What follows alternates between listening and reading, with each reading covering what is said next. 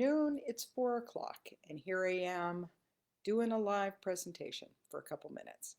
So, the presentation today is about inflammation, and we all have heard inflammation a lot.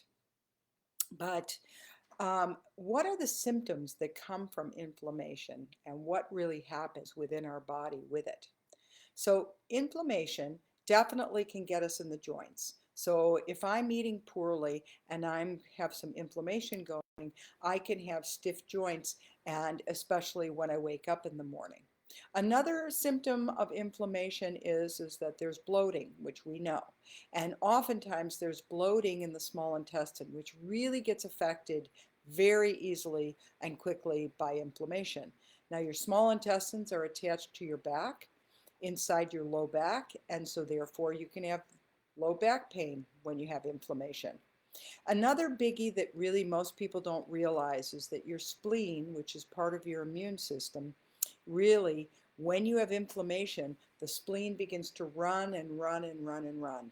And where the spleen is located is just underneath the respiratory diaphragm on your left, under your rib cage. So what it often does is actually give you left shoulder pain. Isn't that interesting? I mean, your spleen, which is running and running and running, it really wants to do whatever job it needs to do and then rest. Actually, all the organs do want to do that. So it can give you left shoulder pain, and sometimes when it's really intense, go all the way down and into your left hip sometimes. So these are the major symptoms that we see a lot as body workers, having to do with inflammation.